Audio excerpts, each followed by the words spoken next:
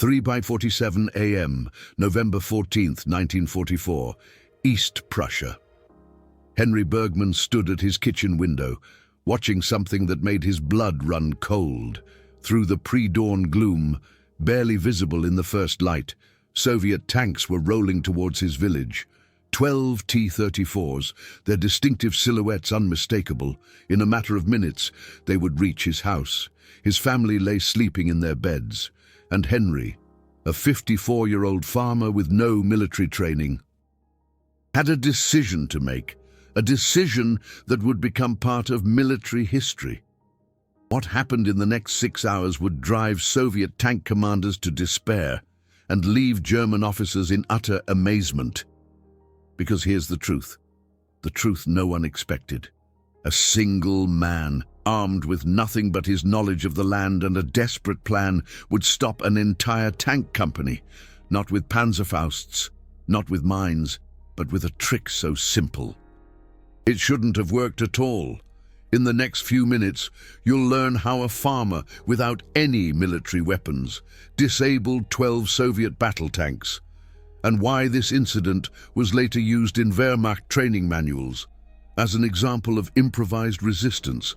Before we continue, if you appreciate stories like this, subscribe now. It costs nothing and helps tremendously. Let's get back to it. To understand what Henry Bergman did that November morning, you first need to understand the situation in East Prussia in the autumn of 1944. The Soviet offensive had broken through the German lines.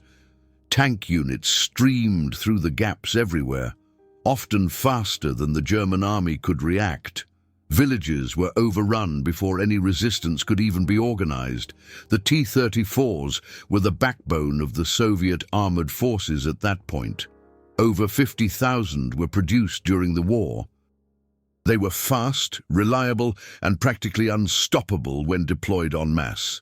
The village of Kirchbach, where Henry Bergman lived, lay directly in the path of a Soviet vanguard. The nearest German unit was 11 miles away. There were no tank barriers, no mines, no defenders, only civilians, women, children, old men. Henry Bergman had been a farmer on this land for 32 years. He knew every path, every ditch, every puddle within a 6-mile radius. He knew where the ground softened in the autumn, so much that even ox carts would get stuck. He knew the places where the water table was so high that even light rain created mud pits 6 feet deep. And he knew something the Soviet tank commanders didn't. The only road through Kirchbach ran over a piece of land that the locals called the Devil's Acre. The Devil's Acre was a field that appeared firm and passable in normal weather. The surface was dry, the grass cover thick, but underneath, just a foot below the surface, lay a layer of clay and peat that gave way under the slightest pressure. In the summer, you could walk across it. In the autumn, after the rains, the Devil's Acre became a death trap. Over the years, Henry had seen wagons and even tractors get stuck in that field dozens of times. Once, it had taken 3 days to pull a tractor out with oxen and winches, and that was a tractor weighing maybe 3 tons. A T-34 weighed 26 tons. As Henry saw the Soviet tanks approaching his village, he made a decision in seconds. He woke his wife Martha and his 2 daughters and ordered them to go to the basement and stay quiet. Then he grabbed his barn lantern and ran into the darkness. What he was about to do was truly absurd. He wanted to divert the tank column from the paved main road and lead them onto the Devil's Acre. To do that, he needed to do 2 things: make the normal route appear impassable and make an alternative route visible, a route that led directly into the trap. Henry ran to the eastern entrance of the village, where the main road led into town. There was an old stone bridge over a small stream there.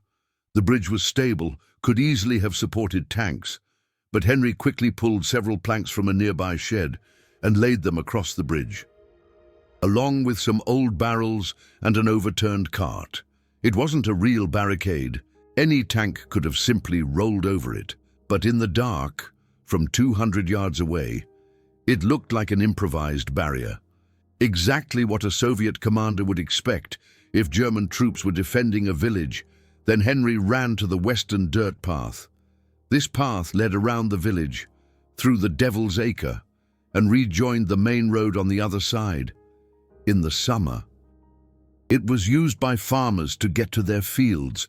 In the autumn, everyone who valued their vehicle avoided it. Henry placed his lantern at the beginning of the path, where it was visible from the main road. Then he placed more lanterns along the path, which he had taken from neighboring barns. It looked like markings for a safe bypass route, exactly how German pioneers would mark an alternative route of advance. It was 4:23 a.m. when Henry finished his preparations. The Soviet tanks were now less than 500 yards away. He could hear the rattling of the tracks, the deep rumble of the engines, 12 steel behemoths rolling towards his small village. Henry hid behind a haystack and waited. The lead T-34 reached the intersection. Henry could see the hatch opening and a commander looking out. Through his binoculars, he scanned the improvised barricade on the bridge. Then he swiveled to the left, where the lanterns marked the dirt path. For a moment, Henry held his breath. Would the commander take the bait? The answer came in the form of a hand signal. The lead tank turned and rolled onto the marked dirt path. The second tank followed, then the third. Henry watched as the first 3 T-34s entered the Devil's Acre. The surface was still holding. The tanks were moving at about 10 miles per hour. Everything seemed normal. Then it happened. The fourth tank was just about to enter the field. When the lead tank suddenly lurched forward, its tracks dug into the ground but found no grip. Within seconds, the front of the T-34 sank into the mire, up to the top of the hull. The engine roared. The tracks churned mud into the air, but it was hopeless. The second T-34 tried to swerve, but it was too late. It too broke through the treacherous surface and sank. The third tank, attempting to brake, slid sideways, landing askew in a mud pit from which it couldn't escape. In less than a minute, 3 T-34s were hopelessly stuck. Their crews bailed out, cursing and yelling. In the pale light of dawn, Henry Bergman could see them trying to assess the situation. But here is where it got really interesting. The fourth T-34, positioned on the edge of the field, decided to assist its stranded comrades. A classic maneuver. One tank uses steel cables to pull another free. But as the fourth T-34 moved onto the field to get into position, it also broke through. It was as if someone had pulled a plug. The fifth tank, trying to avoid the fourth, likewise found a soft spot. The sixth, braking hard, slid off the makeshift road and tipped into a ditch that looked like a harmless field border, but was 6 feet deep. By 4:51 a.m., less than 30 minutes after the column had entered the dirt track, 6 T-34s were out of action. 3 were mired in the Devil's Acre. 2 more had succumbed during the rescue attempt, and 1 lay helpless in the ditch. The remaining 6 tanks now stood on the road, wedged between their stuck comrades ahead and the supposed barricade behind. Here, one must pause for a moment and appreciate the situation. Henry Bergman, without a single weapon, had taken out half of a Soviet tank column. He hadn't laid a mine, hadn't fired a Panzerfaust, hadn't fired a single shot. He had simply used the terrain that he had known for decades. The Soviet crews faced a dilemma. They couldn't move forward. The Devil's Acre had proven a trap. They couldn't reverse, not knowing what lay beyond the barricade. And they couldn't free their stuck comrades because every rescue attempt risked further tanks. The Soviet commander radioed for assistance. Recovery vehicles were requested, but these would take hours to arrive. Meanwhile, something else had happened. The village of Kirchbach wasn't the only target of the Soviet vanguard. A second column had advanced 9 miles further north, where they had met German resistance. When word arrived that the first column was stalled, the remaining 6 tanks were detached to reinforce the second column. They left their stranded comrades behind. It was 7:15 a.m. when the last sounds of engines faded away. Henry Bergman emerged from his hiding place and cautiously approached the stranded tanks. The crews, 18 men in total, had retreated on foot after it became clear that no quick help was coming. 6 T-34 tanks, each weighing 26 tons, sat helplessly in the quagmire of the Devil's Acre, their gun barrels pointed uselessly at the sky, their engines silent. At 9:30 a.m., a German reconnaissance patrol reached the village of Kirchbach. The soldiers couldn't believe their eyes. 6 Soviet tanks, completely intact and but immobile, without a single German shot fired. The lieutenant leading the patrol asked Henry what had happened. As Henry told his story, the officer initially laughed in disbelief. Then his face grew serious. Then he fetched his sergeant and had Henry recount everything again. At 11 a.m., a pioneer platoon arrived to assess the situation. The engineers confirmed the tanks were stuck so firmly that it would take several days to recover them, even with heavy equipment. In the current state of the front, that wasn't an option. The T-34s were blown up to prevent them from being recaptured and repaired by the Soviets. Henry Bergman hadn't just stopped 12 tanks. He had permanently destroyed 6 of them without firing a single shot. The story of Henry Bergman spread quickly through the German lines within a week. Every officer in the sector knew the story of the farmer who had stopped a tank column. But here is something that most people don't know. Henry's trick wasn't an isolated incident. It was part of a larger pattern that drove Soviet tank commanders to despair. In the autumn of 1944, as the front moved through East Prussia, more and more civilians used their local knowledge to hinder the Soviet advance. Soviet war diaries from that period show that terrain losses due to vehicles getting stuck increased dramatically in the autumn of 1944. A report from the 2nd Guards Tank Army in November 1944 complained, "The local population knows the terrain better than our maps depict it. Again and again, our vehicles fall into traps that are not marked on the maps." What exactly did the Soviet commander mean? He meant places like the Devil's Acre, marshy depressions that dried out in summer, looking harmless, but turned into tank traps in autumn, flooded meadows that appeared to have a hard surface, ditch edges that would hold the weight of a cow, but gave way under 26 tons of steel. The Soviet maps, mostly based on pre-war German maps, didn't record these local peculiarities. For a cartographer who had never set foot in the land, a field was a field. But for a farmer who had worked there his entire life, every piece of land was unique. Henry Bergman knew that the Devil's Acre was dangerous because his grandfather had lost 2 horses there in 1891. This knowledge had never been written down. It existed only in the minds of the locals. The German army recognized the value of this local knowledge. In December 1944, special interrogation protocols were introduced to collect information from civilians about terrain features. Questions like, where does livestock get stuck? Which roads are not used in autumn? Are there places that look solid but are not? This information fed into improvised defense plans. Some villages were deliberately left undefended because it was known that enemy tanks would fall into natural traps on the way there. But back to Henry Bergman. What happened to the man who stopped 12 tanks? Initially, Henry was celebrated as a hero. The commander of the nearest German stronghold came personally to shake his hand. There was talk of an award, perhaps the War Merit Cross, which could also be given to civilians. But then came the winter of 1944-45. The front lines crept closer. Kirchbach was now directly in the line of fire. In January 1945, the village had to be evacuated. Henry, Martha, and their two daughters joined the stream of refugees flowing westward.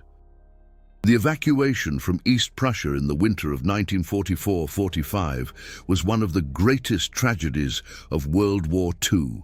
Hundreds of thousands of civilians set out on icy roads, hunted by the advancing front. Many did not reach their destination. Henry Bergman was lucky. His family survived the flight and reached Schleswig-Holstein in March 1945. There, they lived in a refugee camp for the next few years, before finally finding a small apartment in Kiel. Henry rarely spoke about his heroic deed. If asked, he would wave it off. "I just did what any farmer would have done." He'd say, "I know my land. That's all." But his story was not forgotten.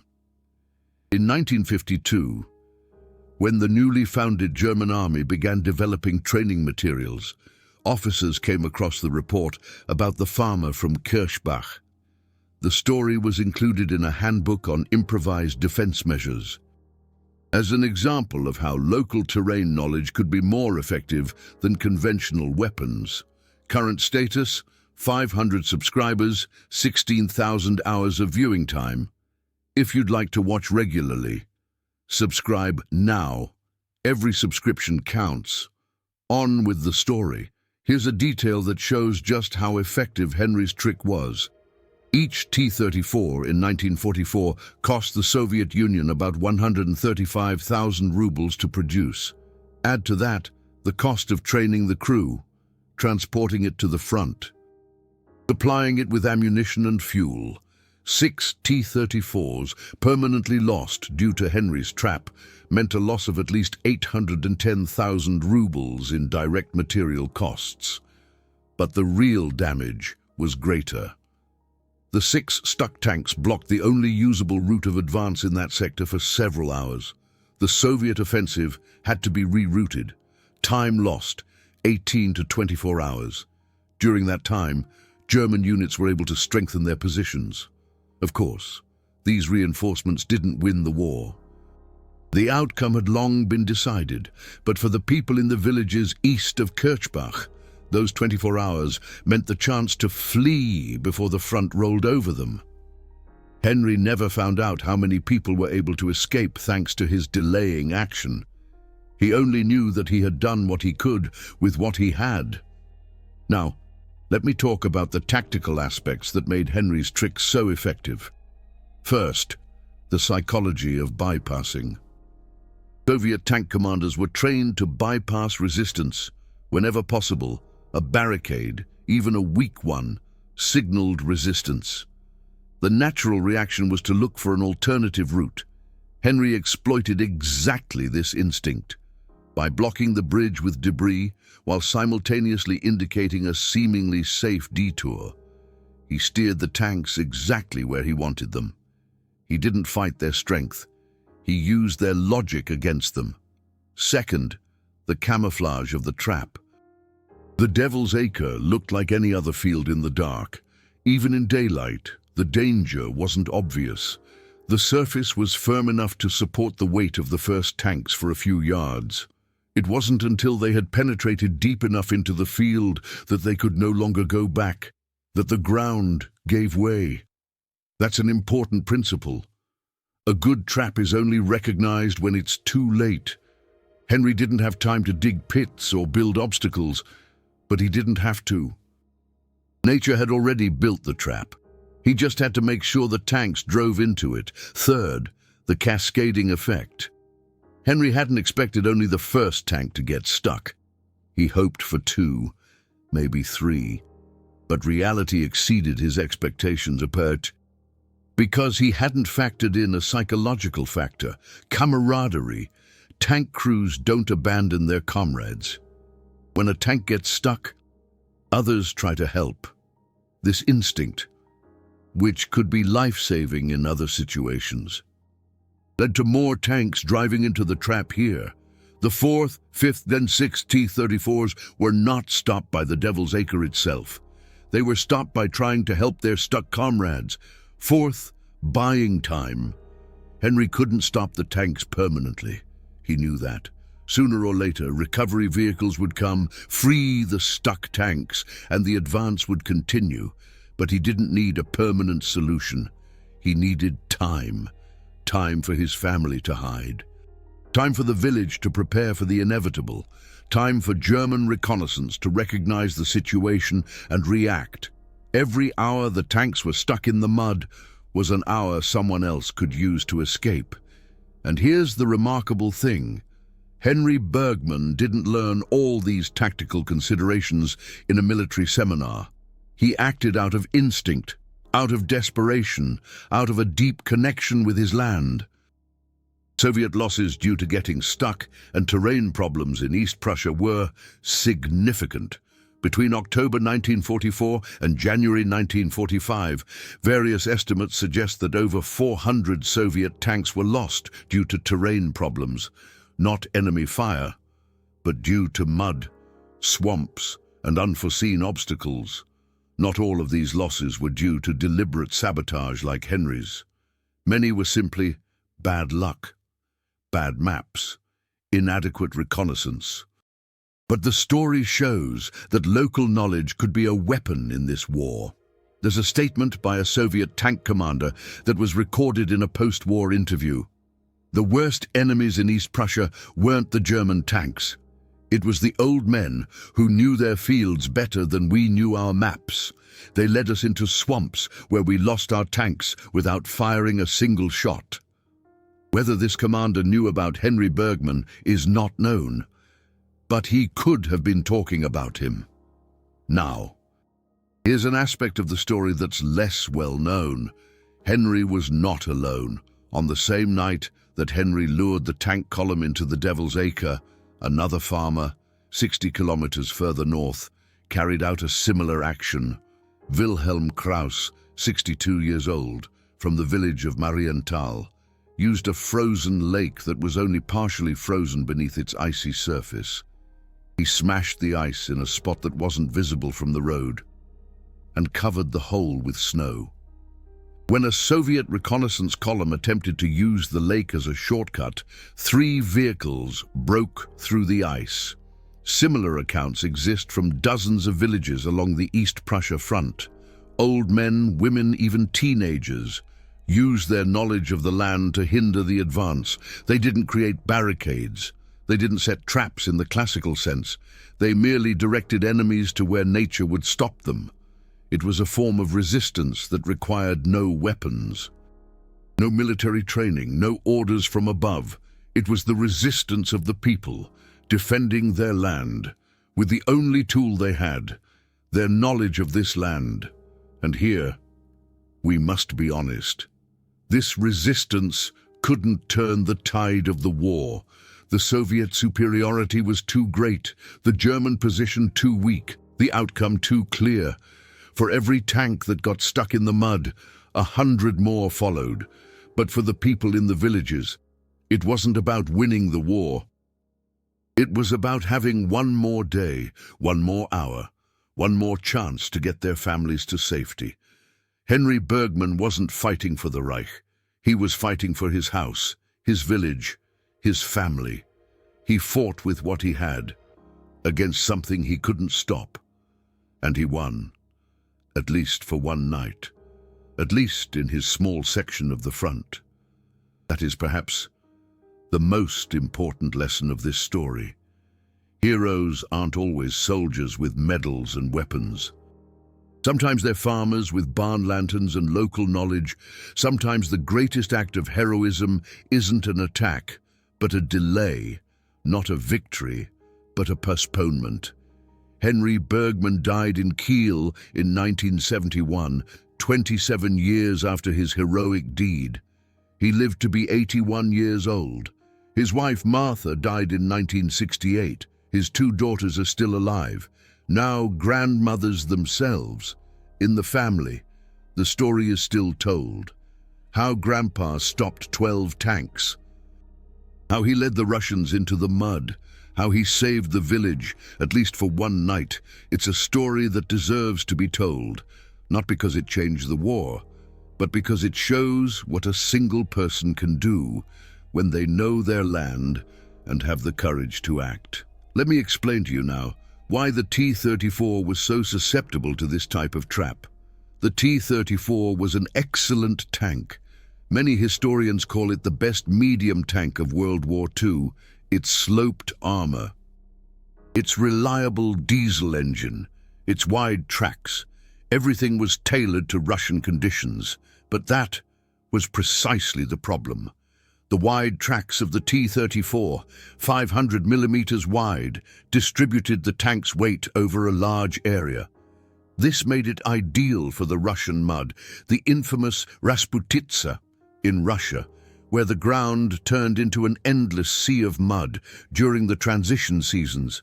The T-34 could still drive, where other tanks had long since gotten stuck.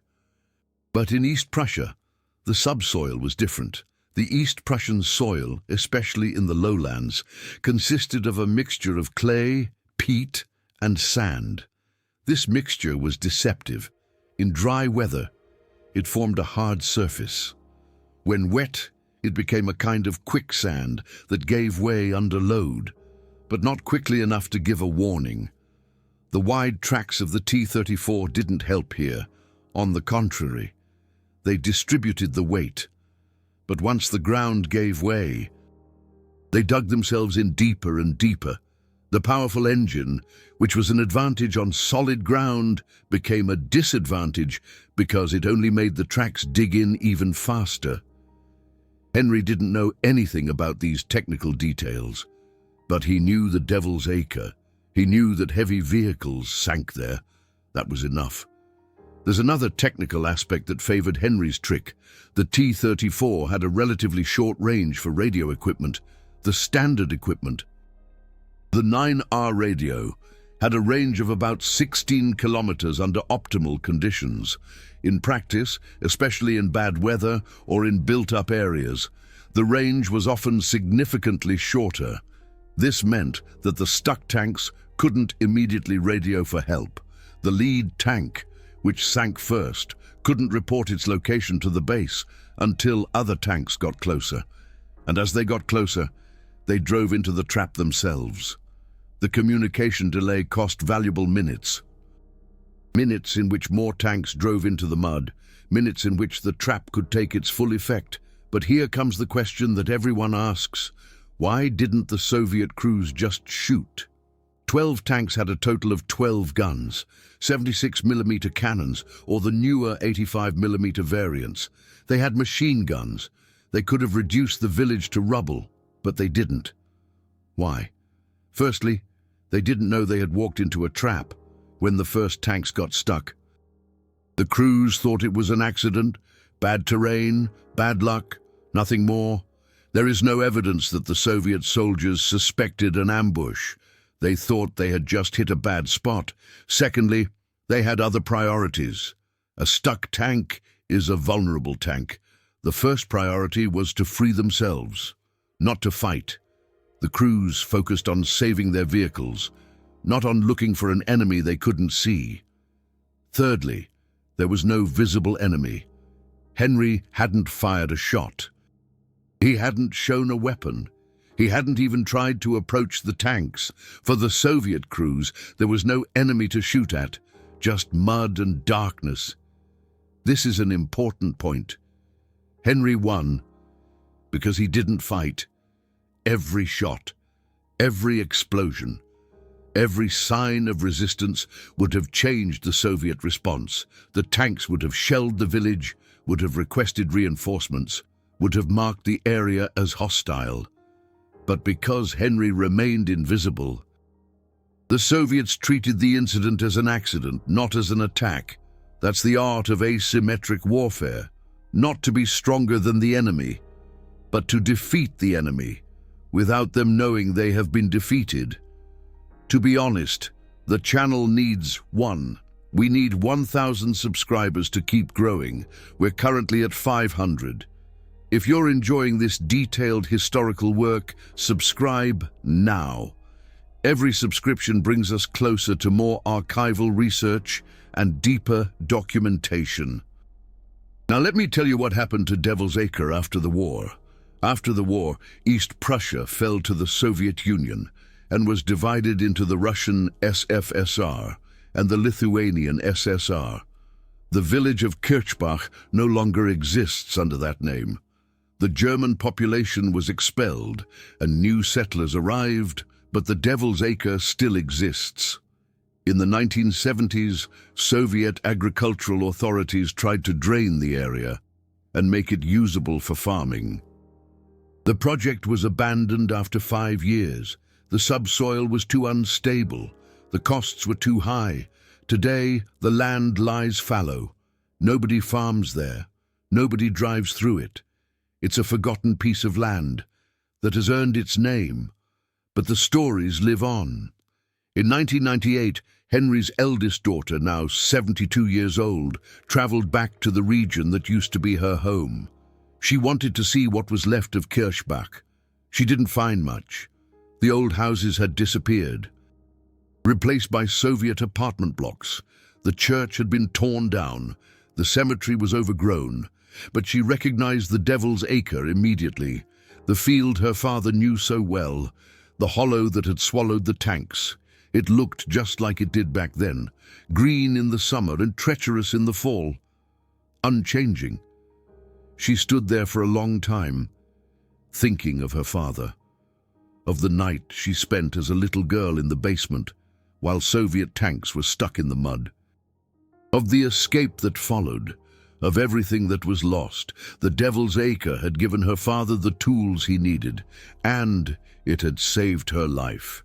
That's perhaps the deepest legacy of this story. It's not just about tanks and tactics. It's about the connection between people and their land, about the knowledge that is passed down through generations, about the power that lies in that connection. Henry Bergman was not a soldier, but he was a man who knew his land. And in the moment when it mattered, that knowledge was worth more than any weapon. There's one last detail I want to share with you. When Henry was on the run, in January 1945, as his family marched west through the snow, he carried a small notebook with him. In this notebook he had made drawings, not works of art, just simple sketches. They showed the fields, the paths, the peculiarities of his land, the Devil's Acre, the places where carts got stuck, the routes that were safe in the fall. He carried that notebook all the way to Schleswig-Holstein. He kept it for the rest of his life. It still lies in a drawer today, in his granddaughter's house. Why did he take it with him? Maybe because he hoped to return one day. Maybe because this knowledge was all that was left of his homeland. Maybe because he knew that knowledge is the only weapon that cannot be lost. We'll never know. Henry never talked about it. But the notebook exists. It's a testament to a world that no longer exists, a testament to a man who knew his land, a testament to a night in which that knowledge stopped 12 tanks. If you enjoyed this story, if it touched something in you, then share it. Tell it further. Because history dies when nobody tells it. Henry Bergman deserves to be remembered, not as a hero in the traditional sense, but as a man who did what he could with what he had. In a situation he couldn't control, that is perhaps the most human form of heroism there is. 12 Soviet tanks. One night in November 1944. A farmer without a weapon, and a story that should never be forgotten. These aren't just statistics from dusty archives. These are the moments that decided the fate of millions. Real people, real decisions, real consequences. These stories must never be forgotten. If these historical truths are important to you, then support with YouTube's Super Thanks, the golden heart below. Every Super Thanks allows me to spend weeks in archives, digitizing rare documents and bringing such forgotten stories to light. Now I'd be interested. Are there similar stories in your family? Stories of people who improvised in times of crisis, who used their land, their skills, their knowledge to try the impossible? Write it in the comments, because every story deserves to be told.